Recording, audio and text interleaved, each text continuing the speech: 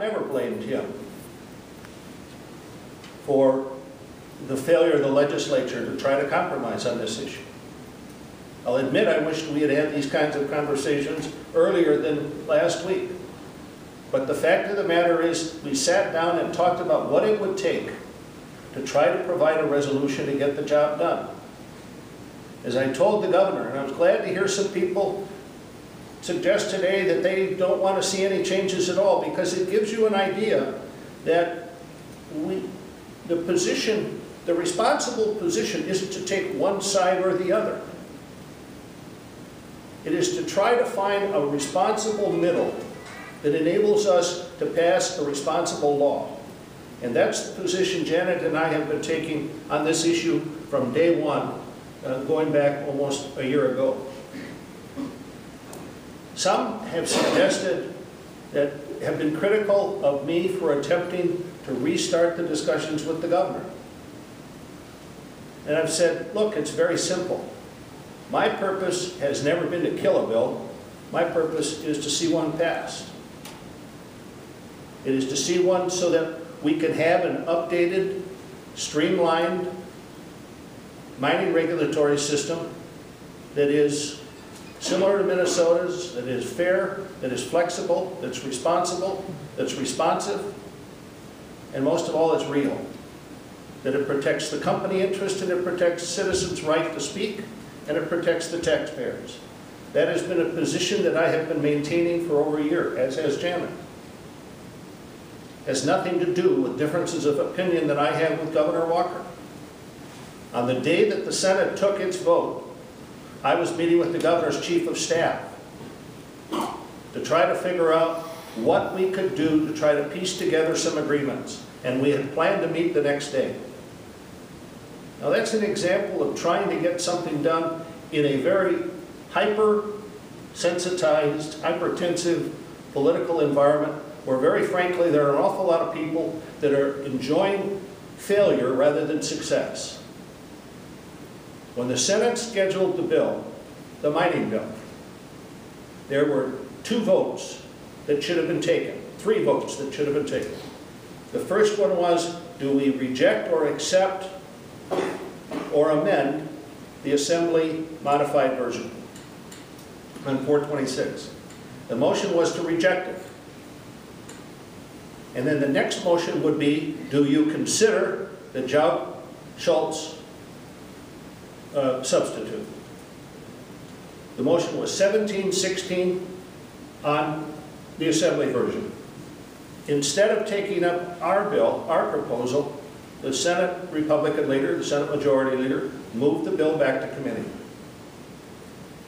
We voted 33-0 to move the bill back to committee rather than making a political stand and arguing about how people don't care about jobs, because we thought that was the best way to demonstrate a desire to try to get something done.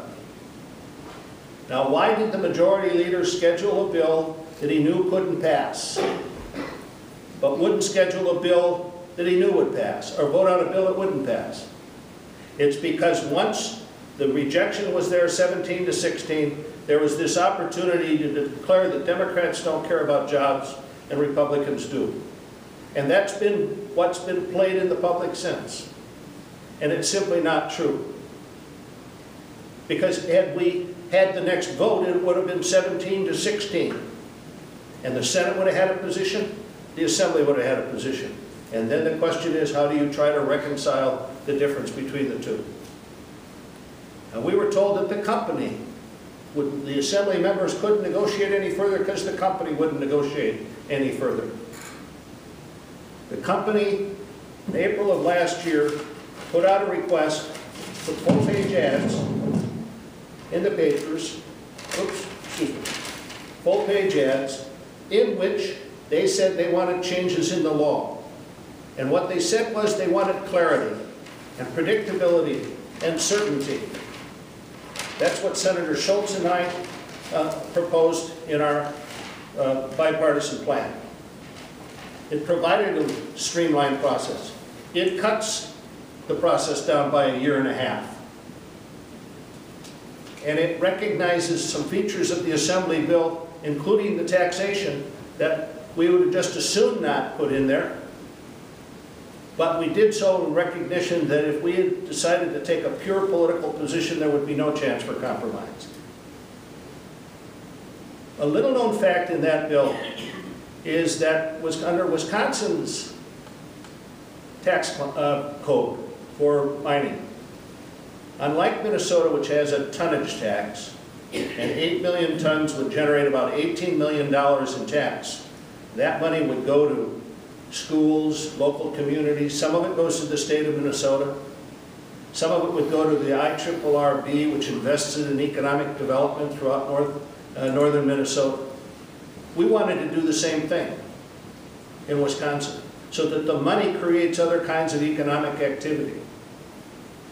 Our plan had $5 million per year for the, so Wisconsin has a net proceeds tax, so that the company can deduct from its gross proceeds their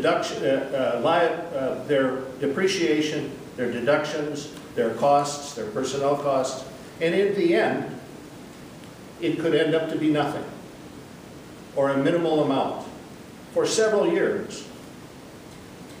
So while they're extracting a very valuable commodity, the local taxpayers are left holding the bag on their own infrastructural investments, instead of sharing some of those resources in a way in which you expand the opportunity throughout the region, including a 100 square mile area. Now the Assembly proposal, our proposal had $5 million a year up front. We didn't change the law on what they would have to pay over time, but we up-fronted it $5 million a year. The Assembly bill ended up saying $1 million a year. Clearly there was room to compromise on those two if there was a willingness to do so. And so you end up with a situation where we were told the company was no longer willing to negotiate any further. Senator Schultz and I responded to what the company asked for. Predictability, certainty, an end date. There were items that the company was insisting on that the company never included in this advertisement. And it's unfortunate because we were trying to do what they were asking for. We were trying to write a law that is very similar to Minnesota's, where they do more iron ore mining than any other state in the nation. And we were trying to do it in a way in which it was responsible to the company and responsible to the citizens of the state of Wisconsin. And we were quite willing to compromise. Someone suggested earlier that the Secretary of the Department of Natural Resources said the department can live with this bill. I'm sure you all saw her inflammatory statement that somehow Senator Schultz and I refused to compromise. You'd think you want to believe, you should be able to believe the words of the Secretary of the Department of Natural Resources. How many times do you think she talked to me about the issue? 0. How many times did her deputy talk to me about the issue? Probably 10 to 12 times, including a week before the vote on the bill, in which the Deputy Secretary of the Department of Natural Resources looked at me and he says, "I'm optimistic. I don't think we're that far apart."